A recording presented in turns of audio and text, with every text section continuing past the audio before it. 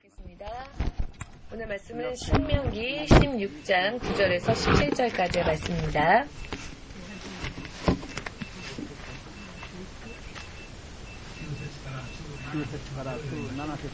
(9절에서) (17절까지) 읽겠습니다. 다 찾으셨는지요? 287페이지 전후에 있습니다.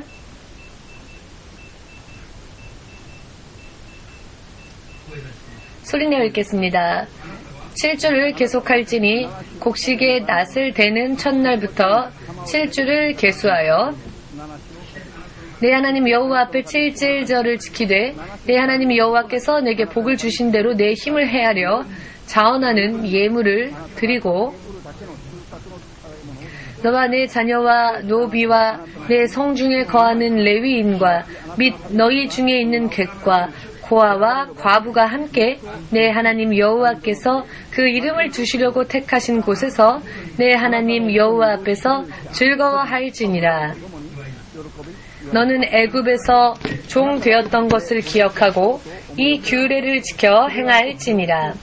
너희 타작 마당과 포도주 틀의 소출을 수장한 후에 7일 동안 초막절을 지킬 것이요 절기를 지킬 때에는 너와 내 자녀와 노비와 내 성중에 거하는 레위인과 객과 고아와 과부가 함께 연락하되 내 하나님 여호와께서 택하신 곳에서 너는 7일 동안 내 하나님 여호와 앞에서 절기를 지키고 내 하나님 여호와께서 내 모든 물산과 내 손을 댄 모든 일에 복 주실 것을 인하여 너는 온전히 즐거워할지니라. 너희 중 모든 남자는 1년 3차 곧 무교절과 7.7절과 초막절에 내 하나님 여호와의 택하신 곳에서 여호와께 보이되 공수로 여호와께 보이지 말고 각 사람이 내 하나님 여호와의 주신 복을 따라 그 힘대로 물건을 드릴지니라. 아멘. 기도하겠습니다. 주 되신 하나님, 2012년 추수감사 기념 예배를 맞이하여 주님께서 우리들에게 있어 어떤 분이시고 주님으로부터 받은 축복 그리고 그 축복의 그 은혜에 우리가 얼마나 감사해야 하는지를 깨달을 수 있게 하여 주시사 주님과의 영적인 관계를 바르게 맺을 수 있게 하시고 주님의 자녀로서 주께서 약속하여 주신 모든 은혜를 이 땅에서도 그리고 하나님의 나라에서도 믿음으로 바르게 받을 수 있도록 축복하여 주시옵소서. 예배의 모든 것을 주의 손에 맡깁니다. 이 예배를 통하여서 진실로 주의 자녀들이 얻어야만 할 축복을 영육간에 믿음으로 얻을 수 있도록 마지막까지 지켜주시옵소서. 믿음 생활을 한 결과가 탈락되어지는 것이 아닌 전원 하나님의 나라를 상속할 수 있도록 도와주시옵소서. 예수 그리스도의 이름으로 기도합니다. 아멘. 할렐루야. 교회에 오실 때 여러분들은 어떤 기분으로 교회에 오십니까? 도살장에 끌려가는 그런 기분으로 오늘 너무 힘이 드는데 어쩔 수 없이 그렇게 오십니까? 도살장에 끌려가는 소가 죽고 싶지 않기 때문에 슬퍼하면서 그러나 끌려가기 때문에 어쩔 수 없이 강제로 끌려가는 그때의 그 기분으로 교회에 오는 사람들이 있다는 것을 하나님은 가르쳐 주셨는데요. 우리 가운데에는 그런 분들이 한 분도 없고 저는 하나님으로부터 받는 그 축복과 은혜를 기대하는 소망과 그와 같은 마음으로 그 믿음으로써 이 자리에 교회에 나아 올 수 있기를 예수님의 이름으로 축복합니다. 사람은 영성 그리고 육신, 정욕, 육의 정욕을 함께 가지고 있는 존재입니다. 영과 육이 항상 서로 대립하고 있으며 영이 강해지려 하면 육이 그것을 방해하고 그렇기 때문에 믿음 생활이 생각하는 것처럼 마음대로 되지 못하고 인생 또한 마음먹은 대로 되지 못하는 것인데요. 육신을 제어할 수 있는 사람은 영적으로 승리할 수 있는 사람이며 하나님의 자녀로서 바르게 그리고 성공적인 인생을 살 수 있게 됩니다. 육의 생각을 버리고 무엇을 하더라도 영적으로 깨닫고 영적인 믿음 생활을 할 수 있도록 노력하는 사람이야말로 영원한 승리자가 될 수 있는 것입니다. 눈앞의 현실만을 바라보고 판단하는 사람은 결코 영적으로 거듭날 수 없거니와 또한 승리할 수도 없습니다. 눈 깜짝할 사이에 한때만의 만족을 얻을 뿐이지 그 후에는 허무해질 뿐입니다. 즉 인생이 항상 속기만 하는 인생으로 끝이 나고 말 것입니다. 그런 날이 오기 전에 반드시 여러분 영적으로 승리를 거두고 영적으로 후회가 남지 않은 삶을 사시기를 예수님의 이름으로 축복합니다. 할렐루야. 잠시 전에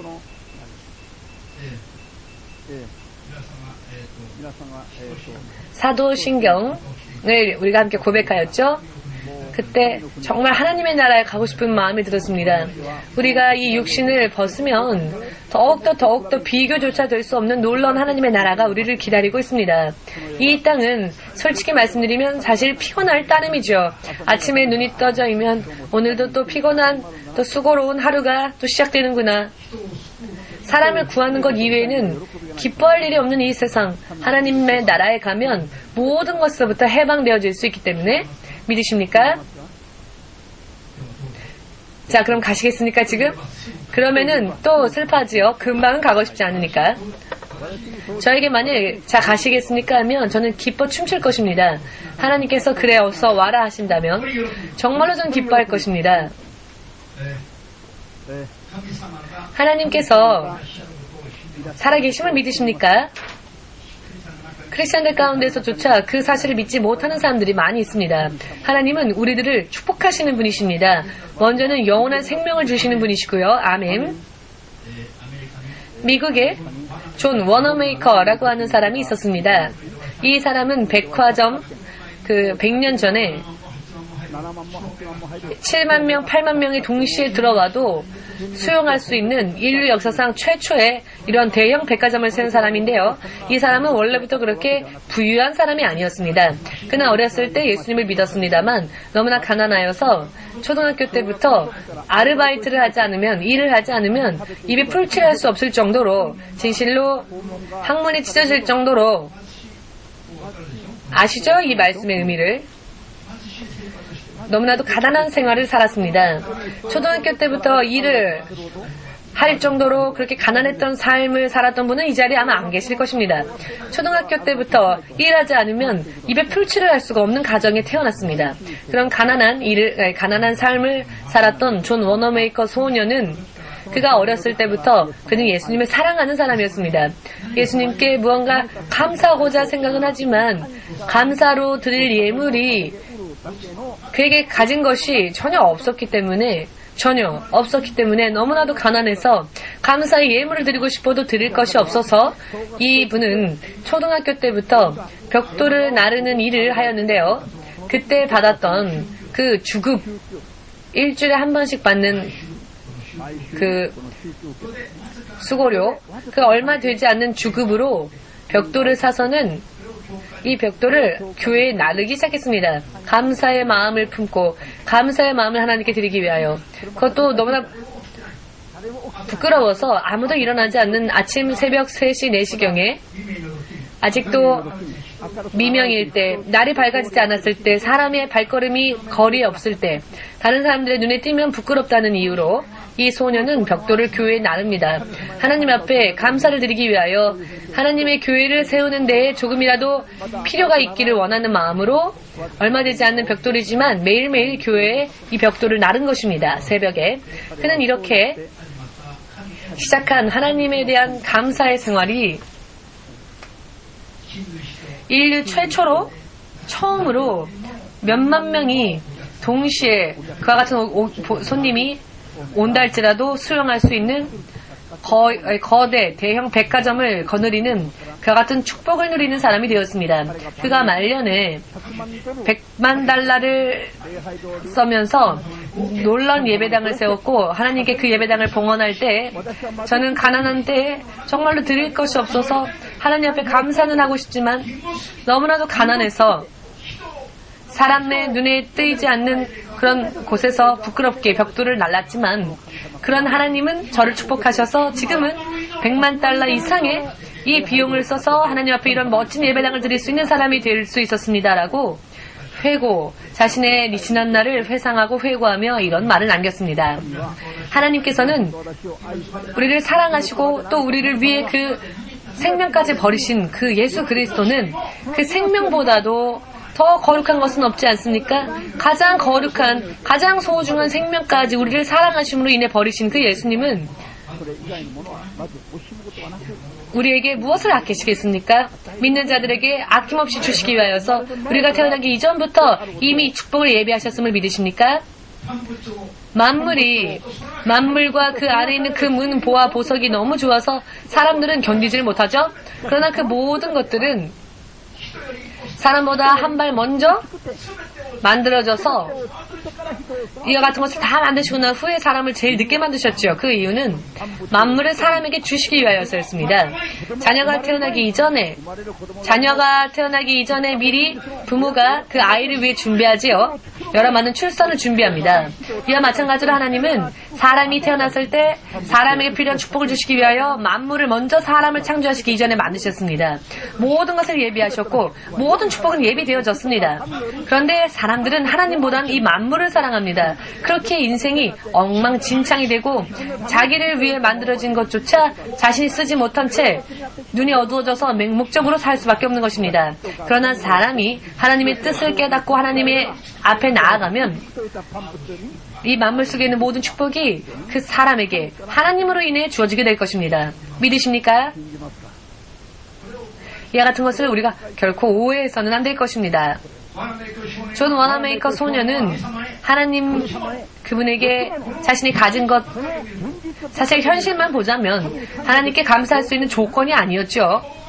초등학교 때부터 일하지 않으면 안 될 정도로 이렇게 가난한 집안에 태어났다는 것이, 그런 아이가 하나님 앞에 감사를 할 그런 어떤 조건이 눈앞에 있는 현실을 보면 없겠죠.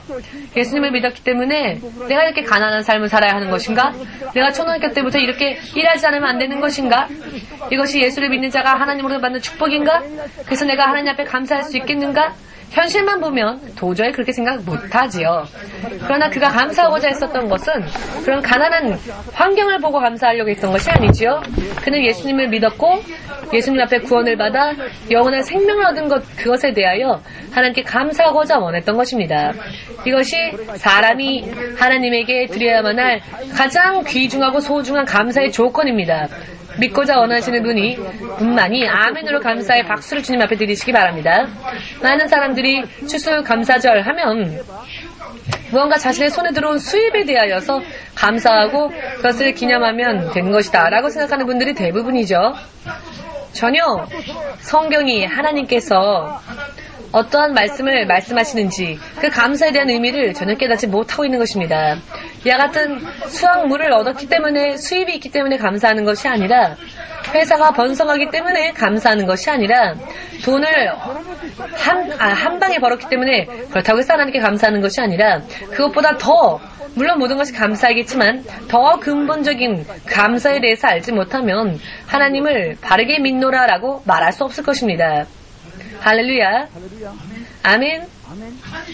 감사제에 대한 의미를 정말 확실히 깨달아야 할 것입니다. 하나님을 향하는 감사, 그 감사를 드리는 기념 예배, 이와 같은 예배의 뜻을 확실하게 깨닫고 난 후에 그 후에 믿음 생활하지 않으면 의미가 없습니다. 성경에는 세 가지로, 감사에 대하여 세 가지로 나누어져 있습니다. 무엇을 감사해야 할 것이며 어떠한 때에 감사해야 하는지. 먼저 첫 번째로는 이스라엘 민족이 애굽 사람들의 노예로서 430년 동안이나 노예로서 고통받으며 살았죠. 학대를 받았고요. 결박당한 삶, 430년이나 그런 삶을 살았습니다. 430년 하면 얼마나 긴 세월입니까? 430년이 지나도 자기의 힘만으로는 그런 생활 가운데서 해방될 수 없는 그런 이스라엘 백성의 외침을, 그 외침의 소리를 하나님은 들으시고 이스라엘 백성을 애굽의 노예 생활로부터 구원하여 주십니다. 하나님께서. 할렐루야.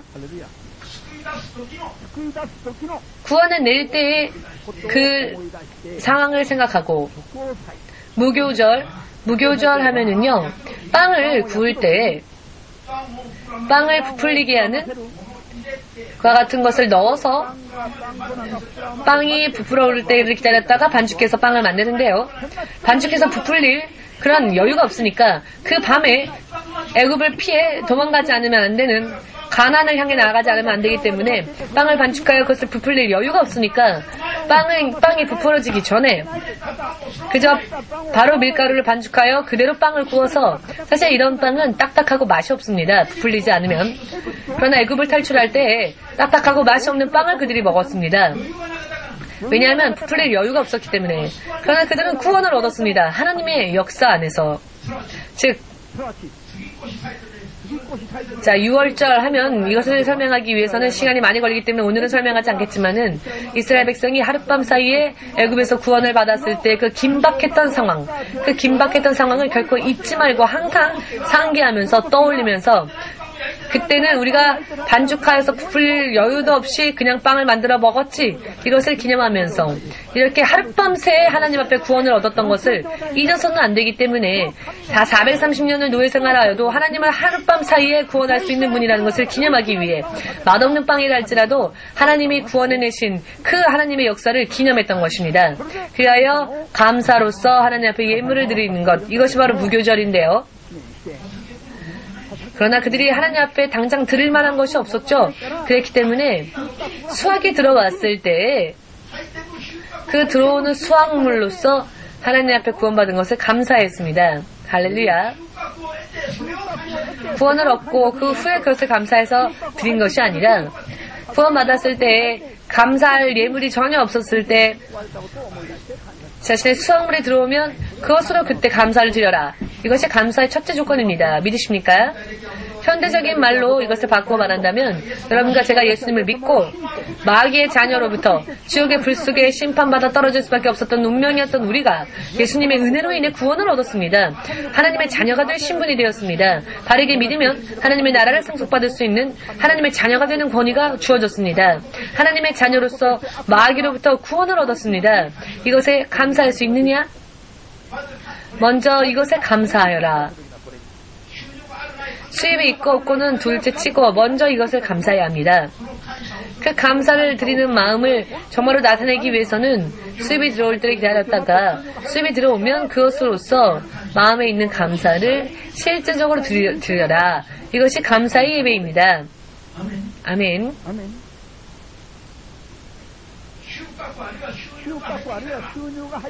수확이 들어왔으니까, 올해는 아주 대박이니까 아주 풍성하게 풍부하게 수입을 거둘 수 있었으니까 이것에 감사하여서 그 일부를 드리는 것이 감사절의 진정한 의미는 아니라는 것을 우리는 알아야 할 것입니다.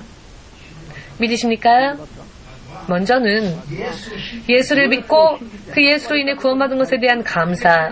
에스겔 45장 17장 말씀을 읽으시면요, 죄를 회개하는 속죄 때에 속죄를 받기 위하여 하나님 앞에 예물을 드립니다. 속건제를 드리죠. 즉, 자신이 무언가 죄를 범하였을 때 그 죄를 사함받기 위하여서 하나님께 예물을 드리는 그때는 반드시 죄가 사함받고 내가 죄로부터 자유로워지기를 원하는 사람은 그 죄의 대속을 위하여서 대속제를 드리지 않으면 안 되었고요. 그것 덧붙여서 감사의 예물도 함께 드리라 하였습니다. 즉, 하나님으로부터 구원을 얻었다고 하는 것이 동시에 또 감사해야 할 우리의 조건 중에 하나가 되는 것입니다. 이것이 사람이 가장 하나님께 감사해야 할 가장 큰 조건이다. 죄로부터 내가 사함받고 구원을 얻는 것, 이것이 사람이 하나님께 감사해야 할 가장 큰 감사의 조건인 것입니다. 이것을 모르기 때문에 수확이 없으면, 수입이 없으면 난 하나님을 받을 수 없는데요, 그렇게 생각해버리기 때문에 하나님을 향한 감사를 할 수 없는 것이고, 하나님을 향한 감사를 할 수 없기에 하나님께서 인정하시는 믿음의 수준에까지 성장하고 장성할 수가 없는 것입니다. 그렇기 때문에 크리스찬이 됐으면서도 불구하고 대부분의 사람들은 예수님을 믿어도 믿지 않았을 때와 별 다른 결과가 없는, 믿는 자와 믿지 않는 자의 차이가 거의 없지요. 이와 같은 것을 깨닫고 하나님이 인정하시는 믿음을 만들면은요, 하나님은 축복하십니다. 그리하면 믿지 않는 자와 믿는 자의 차이가 눈으로 보고 확실하게 알 수 있게 되고, 복음의 증인이란 무엇인가? 예수를 믿은 결과를 가지고 내가 믿고 이렇게 되었다, 내가 기도하여 이렇게 응답받았다, 교회 다녀서 이런 응답을 받았다라는 그와 같은 간증을 해야지요. 예수님을 믿어도 간증이 없다라고 하는 것은 예수님의 인정을 받을 수 있는 믿음을 만들지 않았기 때문입니다. 예수님께 인정받고 그 축복에 들어가기까지의 이와 같은 믿음을 만들고자 원하신다면, 먼저는 예수님을 믿고 내가 구원받아 하나님의 자녀가 되었다는 것을 항상 감사하는 사람이 되시기를 예수 그리스도 이름으로 축복합니다. 존 워너 메이커 소년이 초등학교 때부터 일하지 않으면 입에 풀칠할 수 없을 정도의 이런 가난했던 삶을 살았던 소년이 하나님께 무엇을 감사했느냐? 그런 가난한 삶을 감사했던 것이 아니죠. 가난한 삶에 감사한 것이 아니라 예수가 나를 구원하시고 나를 하나님의 자녀 삼으셨다는 것에 대해 감사하고 싶었던 것이죠. 그러나 드릴 예물이 없어서 벽돌을 날랐던 것입니다.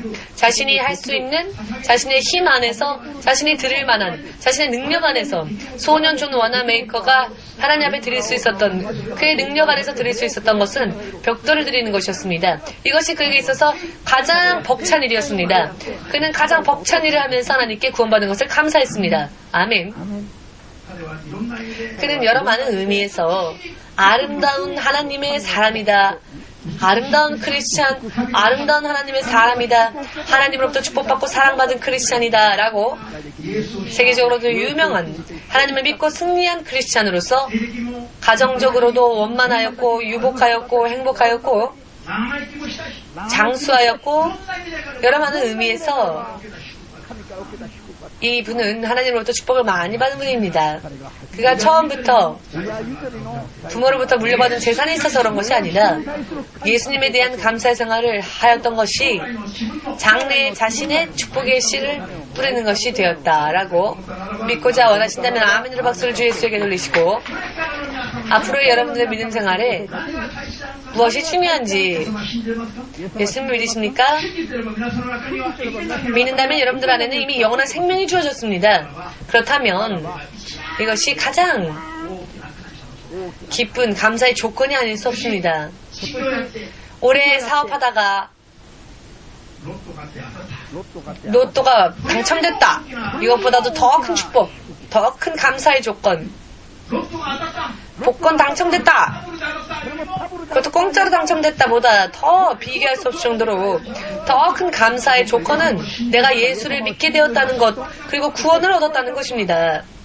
아멘 되십니까? 예수를 믿으면 구원을 받은 것인데 현실적으로는 눈으로 아무도 보이지 않으니까 내가 구원을 받은 것인지, 나에게 주어진 이 영생이 얼마나 큰 가치가 있는 것인지 전혀 모르고 있습니다.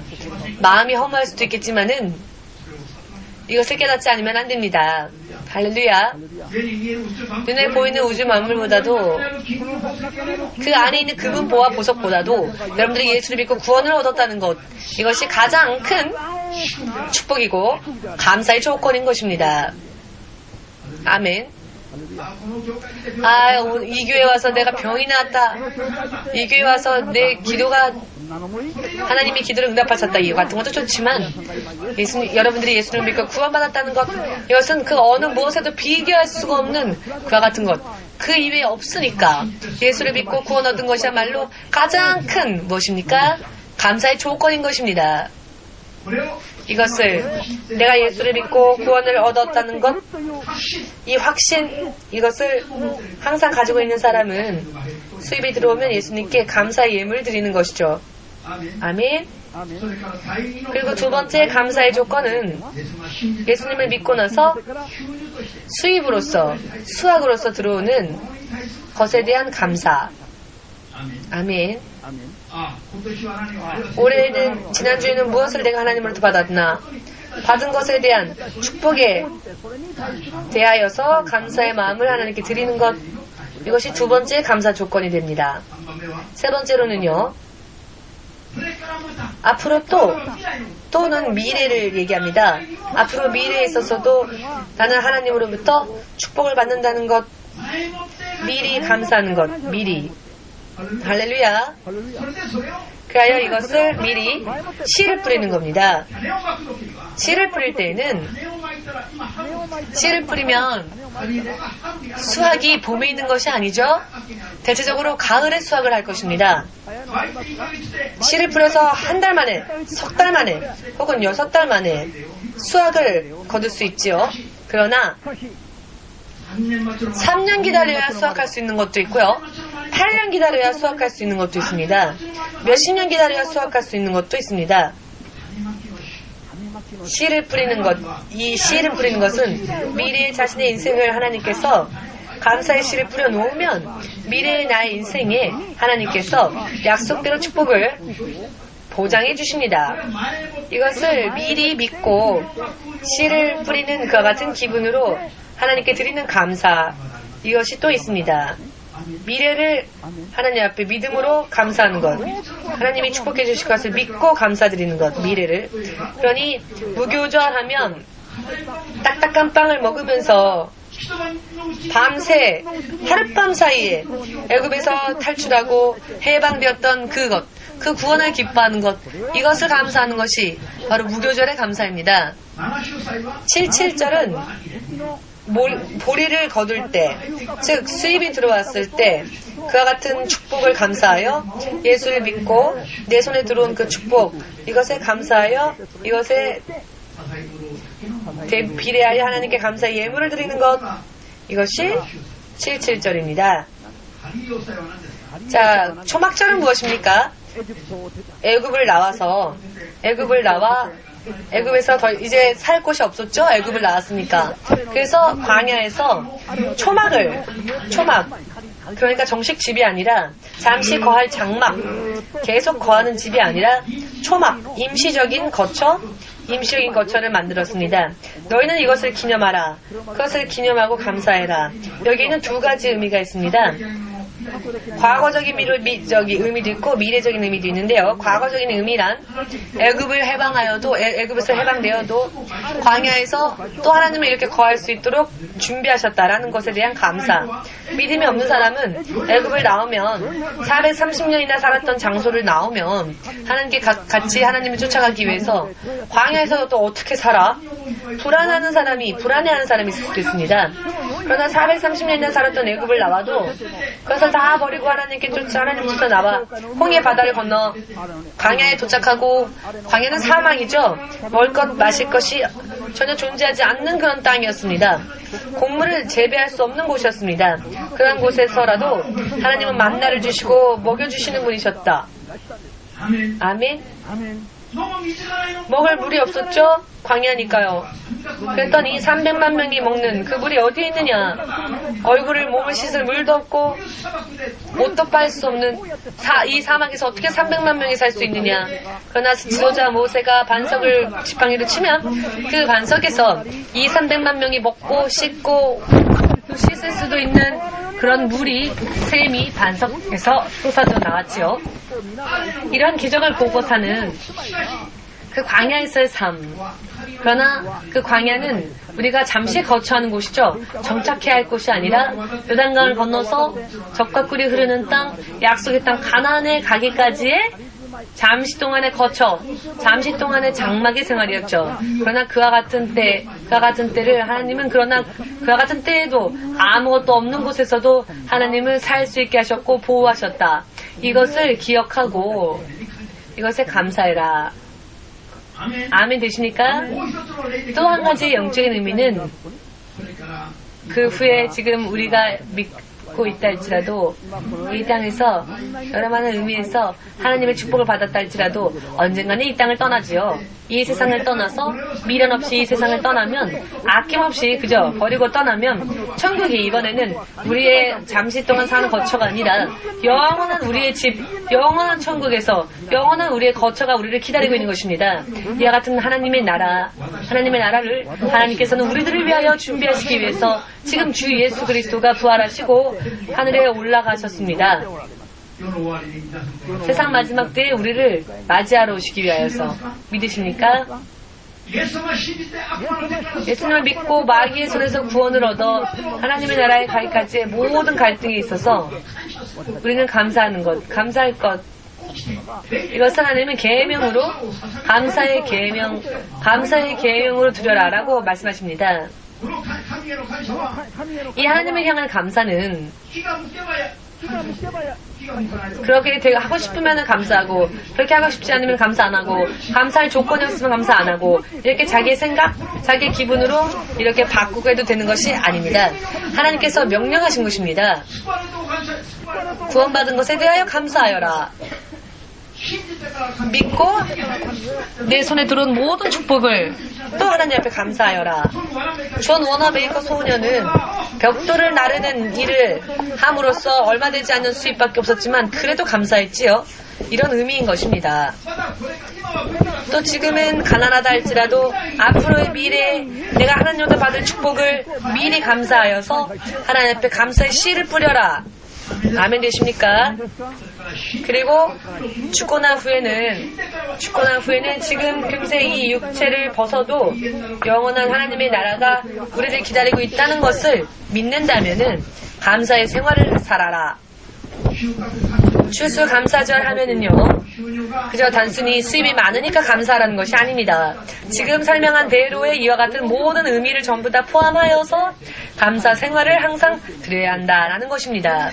1년에 3번 감사함을 드려라 라고 하신 이유는요, 하나님께서 그 당시에는 그 산물이 밭의 소산밖에 없었죠. 보리를 거둔다든지 이런 곡물에 대한 수확밖에 없었습니다. 이 말씀이 기록되어졌던 당시에는. 그러니까 그때에 맞춰서 감사제를 드렸던 것이죠. 지금은 어떤 사람은 시급으로 받는 사람도 있고 1급 받는 사람이 있고 주급 혹은 월급 혹은 연급으로 이렇게 한꺼번에 받는 이런 분들도 있지요. 개인이 그것은 판단해서 자신에게 맞게 하나님께 감사를 드려야 합니다. 각각의 자신의 상황을 보고 자신이 하나님으로부터 받은 축복에 비례하여 하나님께 드리면 되는 것입니다. 믿으십니까? 이와 같은 의미를 알고 여러분들은 이와 같은 믿음이 없는 사람은 하지 않는 게 낫습니다. 왜냐하면 믿음 없이 하나님께 무엇을 하여도 하나님은 기뻐하지 않으시기 때문에 믿음 없이 드리면 하나님은 그것을 기뻐하지 않으십니다. 또한 그 믿음의 행위를 인정하지도 않으시고요. 하나님이 인정하지 않으시면 자기 마음대로 한 것에 대해서는 자기가 책임질 수밖에 없습니다. 하나님 앞에 나오는 사람은 무엇을 하건 하나님께서 상 주시는 분이시다 라는 것을 믿고 하나님 앞에 나와야 합니다. 아멘. 아무리 여러분들이 봉사를 하고 감사를 하고 기도를 하고 해도 믿음이 없다면 의미가 없습니다. 믿음이 없는 기도는 하나님이 들어주실까요? 이 기도는 절대 하나님이 들어주신다. 이 감사는 절대 하나님이 듣고 기뻐해 주실 것이다. 이런 믿음 없이 강요당하여 어쩔 수 없이 하면 했다 할지라도 하나님과 관계가 없습니다. 모두 함께 무엇을 하건 믿음으로 하나님께 드리자. 하나님은 살아계시고 약속대로 응답해 주시는 분이시다. 축복하여 주시는 분이시다. 아멘. 이것을 믿는 믿음으로써 하지 않으면 의미가 없는 것입니다. 믿음이 없는데 옆에 있는 사람이 교회 가면 감사함을 드려야 돼요 라고 하니까 할 수 없이 싫은데 어쩔 수 없이 아까워서 그런 건 하지 마십시오. 여러분 하지 마십시오. 자신의 믿음으로 드린다면 하나님께서는 30배 60배 무한으로 상 주시고 갚아주시는 분이시다 라는 믿음이 없을 때는 하지 마십시오. 왜? 믿음 없이 드리면 오히려 우리에게 돌아오지 않으니까. 그러나 믿음으로 드리면 몇 배? 이 땅에서 많게는 1000배, 천국에서는 무한배 믿음으로 드린다면. 기도도요. 믿음이 없는 기도는 차라리 하지 마십시오. 믿음이 있다면 기도하십시오. 믿음이 있다면 기도하면 기도한 만큼 자신이 먼저 강건해집니다. 신앙이 없으면 지난번에 한국에 가서 제가 수요 예배 때 깜짝 놀란 일이 있었습니다. 그 교회에서는요, 이 주보에 하루에 1분 기도에 여러분을 초대합니다 라는 그런 게 있었습니다. 하루 1분 기도에 여러분을 초대합니다 라는 소식이 있었습니다. 저는요, 정말 복잡한 심경이었습니다. 하루에 1분을 위하여서 교회에 와서 기도하십시오라고 목사님이 초청하고 있는 겁니다. 하루에 1분도 기도하지 않으니까 사람들이. 자, 이 사람들이 과연 크리스찬일까요? 이 사람들이 정말 하나님을 믿는 자들일까요? 하나님으로부터 생명이 오고 축복이 오고 믿음이 인정되어지지 않으면 아무것도 오지 않는 것을 모르는 자들이고 믿지 않는 자들이지요.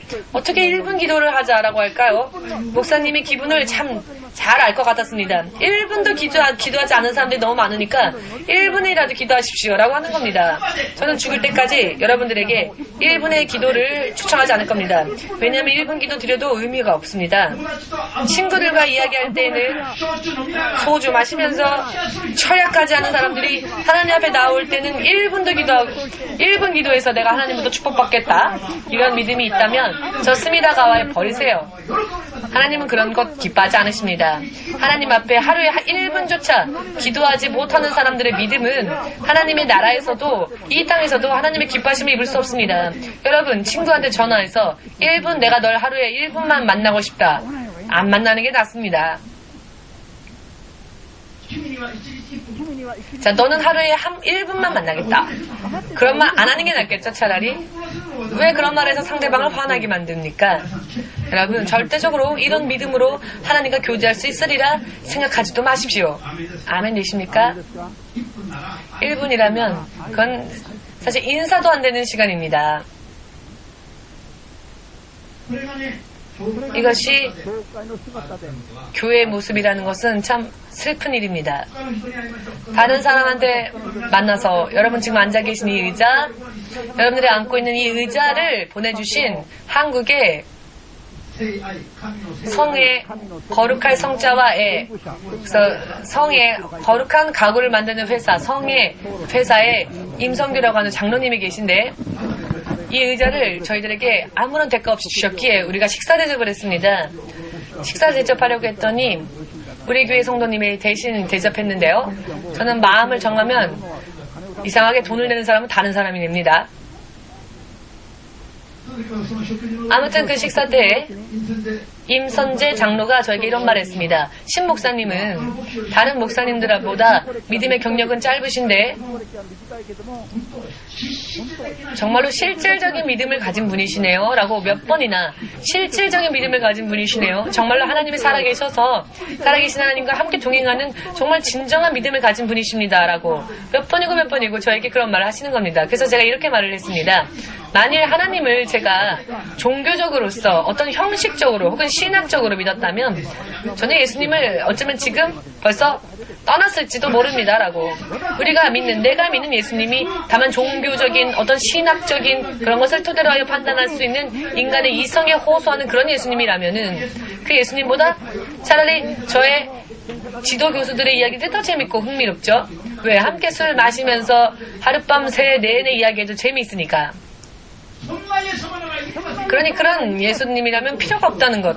세상을 창조하신 하나님, 진정으로 살아 지금도 역사하시는 하나님, 사람을 영원토록 생명 주시고 축복할 수 있는 하나님이시기 때문에, 진정한 하나님이시기 때문에 너무나 매력적이고, 이 하나님에게 나는 따르고 있고, 이 하나님을 전하기 위하여서 나의 모든 것을 다 걸고 있고, 아멘. 땅끝 선교 교회에 다니고 싶다 생각하는 분은 정말로 실질적으로 역사하시는 생명과 축복을 허락하시고 생명을 거둬가실 수도 있는 그분을 믿고자 하시는 분들만, 그리고 하나님의 나라에까지 온전히 무사히 안전에 들어가고자 원하는 분들만 이 교회에는 와야 할 필요가 있습니다. 모양만인 껍질뿐인 그런 종교적인 그런 믿음이라면 다른 교회 가도 다른 곳 가도 얼마든지 할 수 있습니다. 임선재 장로님은 40년 이상 예수를 믿은 분입니다. 그러나 실질적으로 정말로 살아 역사하시는 하나님과 함께 살면서 그 결과로서 간증하는 목사님을 별로 만나지 못했다라는 것이었겠죠. 심원서 목사님을 보며 3번 정도 신 목사님은 정말 실질적으로 하나님을 믿고 계시는 분이시네요 라고 여러분, 진정한 하나님, 참된 하나님은 예수님이신데요. 예수님을 믿으면서도 모양으로 믿는 사람, 종교적으로 믿는 사람이 너무나 많습니다. 할렐루야. 추수감사 기념 예배는 추수가 있으면 감사하고 없으면 하나님에게 등 돌리는 이것이 감사의 절이 아닙니다. 믿으십니까? 존 워너메이커와 같이 벽돌을 만드는 그와 같은 일에 초등학교 때부터 일하러 나가지 않으면 안 될 정도로 가난한, 너무나도 가난함에 밑바닥을 친다 할지라도 예수를 믿음으로 나에게 영원한 생명이 온 것을 먼저 감사하는 이와 같은 의미로부터 시작하는 감사의 생활을 할 수 없는 사람은 불신자와 뭐가 다르겠습니까? 예수님을 믿는 믿음은 무엇입니까? 그 목적은, 믿음의 목적이 어디에 있습니까? 먹고 마시기 위해 예수를 믿습니까? 혹은 하나님의 나라에 들어가는 영원한 생명의 구원을 얻는 것이 믿음의 목적이십니까? 그런데 그 영원한 생명에 대해서는 사람들이 흥미가 없지요.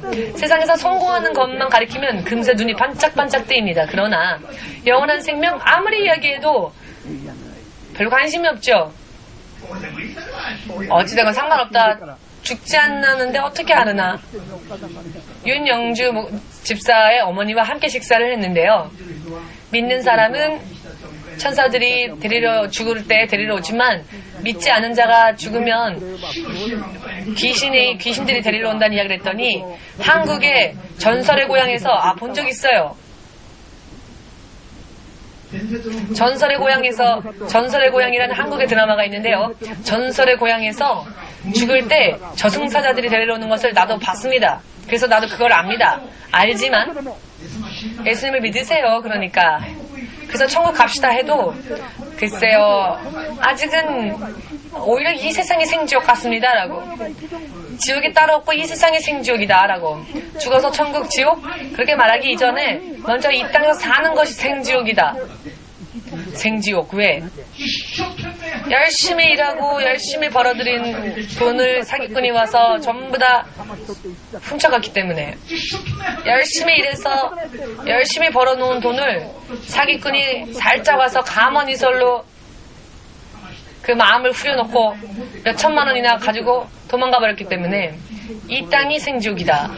예수를 믿지 않으면 열심히 일해도 모아두어도 한순간에 그렇게 순식간에 사라진다는 것을 어머니는 알지 못했습니다. 예수를 믿고 감사의 예물을 드리며 하나님 앞에 모든 축복이 생명이 하나님으로부터 온다는 것을 인정하고 하나님의 계명을 지키는 자는 하나님이 지금의 축복뿐만이 아니라 미래에 있어서까지 축복을 보장해 주십니다. 이것이 추수감사 기념 예배의 진정한 의미, 진정한 의라는 것, 정의라는 것을 깨닫는 분들만이 아멘으로 박수를 예수님에게 돌리시고, 지금은 가난하다 할지라도 내가 구원받은 것 자체에 감사하면서 여러분의 능력 안에서 감사를 마음껏 드린다면 지금은 씨 뿌림입니다. 여러분들의 미래의 축복을 지금 씨 뿌리게 되는 것입니다. 지금 뿌린 감사의 예물이 씨가 뿌려져서 이제 싹이 트고 미래에는 윤택하고 풍성한 제2의 존 워너메이커와 같은 사람이 이 교회에서도 나오도록 절대적으로, 그 어느 누구도 그것을 멈추게 할 수 없지요. 하나님이 하신다면. 하나님이 하시는 일을 아무도 멈추게 할 수 없습니다. 하나님의 법칙대로 사는 사람을 그 어느 누구도 멈추게 할 수 없습니다. 왜 미국 사람들만이 저런 큰 축복을 받아야만 합니까? 여러분, 이와 같은 축복, 이와 같은 하나님으로부터의 감사의 예물을 드리고 하나님으로부터 축복을 받는, 이것은 이스라엘 백성에게 주신 계명이었지만 이것을 현대적으로 아메리카가 그것을 받아들였죠.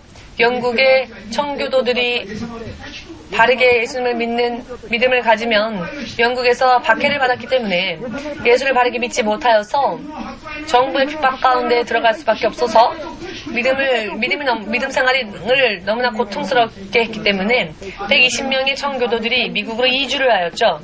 목숨 걸고 이주했습니다. 미국에 도착해 보니 그 아메리카 대륙은 지금의 저런 꿈과 같은 나라가 아니었지요. 황폐한 사막과 같은 곳, 너무나도 춥고 식량도 부족하고 원주민 인디언들의 공격이 있고 들짐승들의 공격이 있고 살만한 집도 논밭도 없고 이제부터 개척하지 않으면 안 되는, 개간하지 않으면 안 되는 땅. 자, 120명이 이 미국 땅에 도착을 했는데요. 11월 중순부터 미국의 추위는 본격적으로 시작되고 일본보다 더 춥답니다. 그 추위와 식량 부족과 질병, 전염병, 그리고 토양병, 원주민들과 싸우면서 1년이 지났을 때 102명 중에 반이 죽었답니다. 그들이 봄이 와서 씨를 뿌리고 얻은 결과도 영국에서 먹었었던 맛있는 어떤 고기, 야채, 이와 같은 과일, 그런 맛있는 것들이 아니었지요. 옥수수와 감자와 같은 정말로 극히 기본적인, 우리 피터 선교사님도 자가이모를 좋아하죠. 감자를. 감자는요, 우리 시골에 가면 감자는 밭일밖에 못하는 농촌 가운데서도 벽지, 더 이상 더 벽지가 없다 할 정도로 가장 깊숙한 곳에 사는 사람들이 산을 태워서요, 산의 나무들을 태워서요, 밭을 만들어서는 거기서 만드는 게 감자입니다.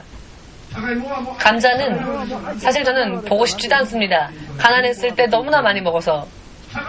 감자, 미국에 이주해서 감자를 받았으니, 옥수수를 받았으니, 지금은 옥수수가요, 맛있는 음식이라서요, 옥수수 삶아주면 좋아하지요. 그런데 이게 주식이 된다면 아침, 하루, 점심, 저녁 맨날 옥수수만 먹고 감자만 먹으면 여러분 4일 만에 질릴 겁니다. 아니 3일 만에 질릴 겁니다. 아, 감자, 옥수수 보고도 싶지 않다. 이런 것을 얻었죠. 이런 추수밖에 없었습니다. 절대적으로 미국에 이주했었던 청교도들이 사실 형편을 보면 감사할 수 있는 그런 환경이 아니죠. 동료들은 1년도 지나지 않아서 반이나 죽었고, 모처럼 얻은 수확도 이런 것들이라면 기뻐할 수 없겠죠. 그러나 그 감자와 옥수수를 누가 기뻐할 수 있겠습니까?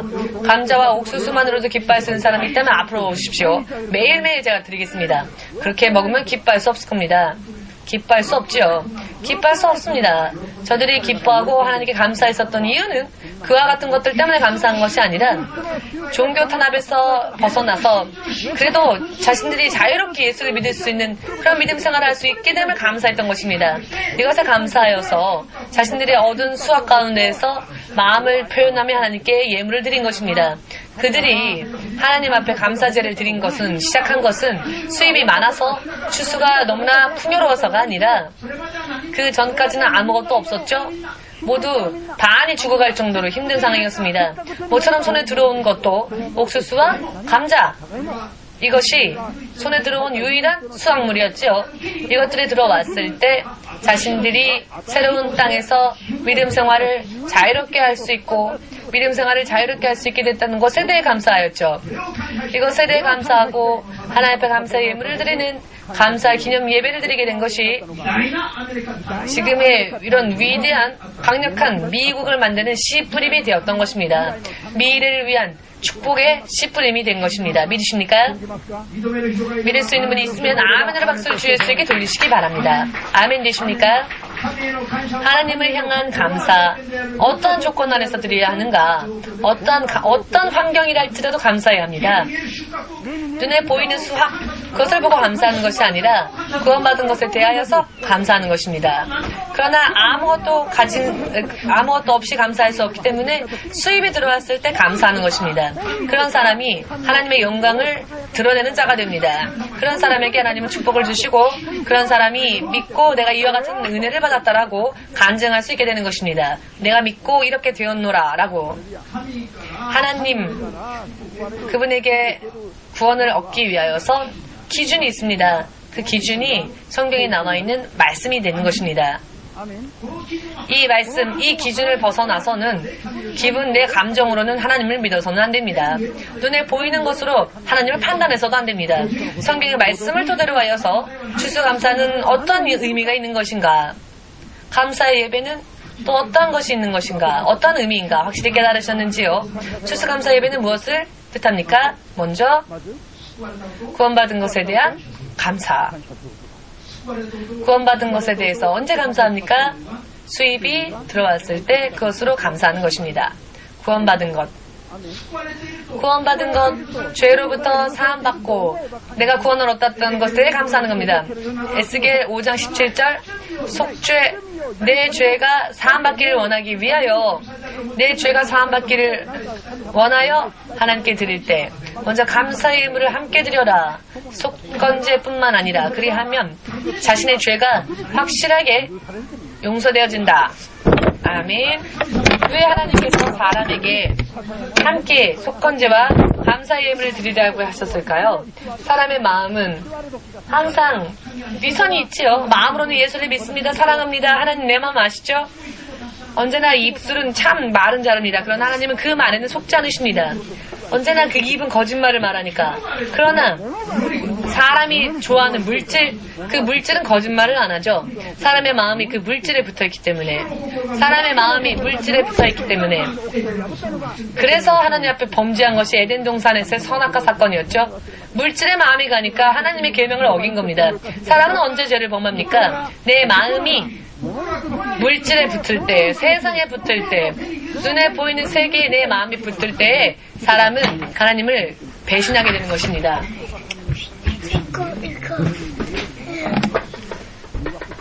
그렇기 때문에 이것을 가지고 하나님께 돌아가라. 그것이 감사의 예물인 것입니다. 아멘.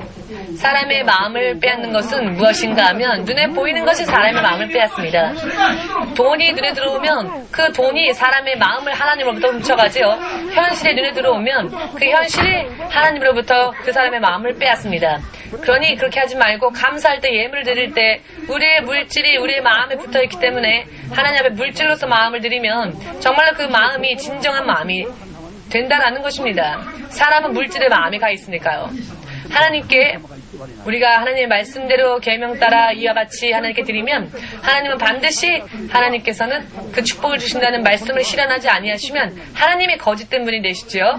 지금까지 인류를 하나님이 창조하시고 거짓말을 하신 분이 한 번이라도 있다고 생각하십니까? 거짓말 한 적이? 가끔은 하나님도 거짓말 하십니까? 하나님을 믿어도 헛수고다라고 생각한 적 있으십니까? 그것은 하나님이 거짓말한 것이 아니라 우리가 하나님을 맞게 바르게 믿지 못하고 자기 마음대로 믿었기 때문입니다. 믿으시기를. 아멘. 자.